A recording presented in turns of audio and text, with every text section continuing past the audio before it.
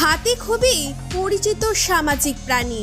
স্থলভাগের সবচেয়ে বড় এই প্রাণীটির আবাসস্থল হলো বনাঞ্চল।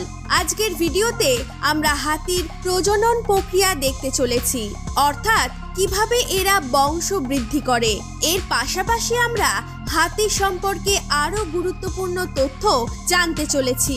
আর এমন মজার মজার ভিডিও প্রতিদিন পেতে আমাদের চ্যানেলটি সাবস্ক্রাইব করে পাশে থাকা বেল বাটনটি প্রেস করে রাখুন। আসলে সুরকে হাতের মতো করে ব্যবহার করতে পারার কারণে এই প্রাণীটিকে হাতি বলা হয়ে থাকে। পৃথিবী জুড়ে হাতিটির 3টি প্রজাতি রয়েছে: African savanna elephant, African forest elephant এবং দ্য এশিয়ান এলিফ্যান্ট। হাতি একটি দলবদ্ধ প্রাণী। এরা দলবদ্ধভাবে বসবাস করে থাকে। এদের দলনেতা হয় সবচেয়ে শক্তিশালী হাতি। দলের কেন্দ্রে মা হাতিরা বাচ্চাদের দেখাশোনা করে। বাচ্চারা বড় হলে পরবর্তীতে দলের বাইরের সারিতেও স্থান নিয়ে নেয়। অনেক জায়গায় হাতির 100 বছর বাঁচার কথা থাকলেও এরা গড়ে বাঁচে 60 থেকে 70 বছর। কারণ এদের জীবদ্দশায় 6 বার গজ দাঁত বের হয়। এই কারণে এদের চিবিয়ে খাওয়ার সক্ষমতা হারিয়ে ফেলে। এর ফলে অনাহারে এদের মৃত্যু অনিবার্য হয়ে দাঁড়ায়। হাতির গর্ভকালকে প্রাণী জগতের সবচেয়ে দীর্ঘতম গর্ভকাল বলা হয়, কারণ একটি হাতি বাচ্চা জন্ম নিতে 2 বছর বা 22 মাস সময় নেয়। তবে হাতির গর্ভধারণে মিলন অতি জরুরি এবং অত্যন্ত সময় সাপেক্ষ। এই কথা কি কারণে বললাম সেটা ভিডিও দেখলেই বুঝতে পারবেন। সঙ্গী সাথে মিলিত হবার আগে এরা নিজেদেরকে একটু পরিষ্কার পরিচ্ছন্ন করে নিতে চায়, যাতে করে এদের পরস্পরের প্রতি আকর্ষণ বেড়ে যায়।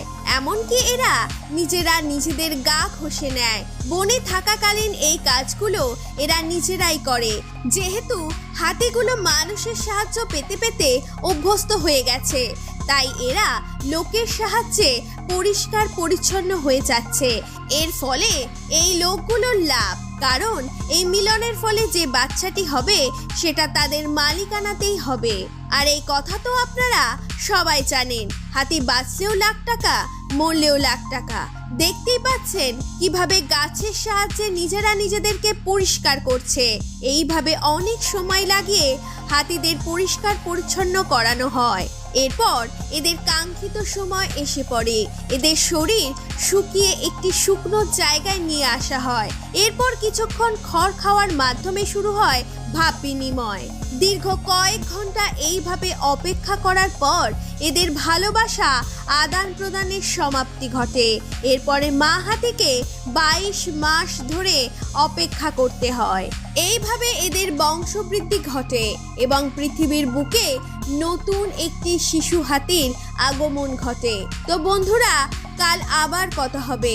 আপনি আপনার অনেক মূল্যবান সময় আমাদের জন্য দিয়েছেন, এই জন্য অশেষ ধন্যবাদ।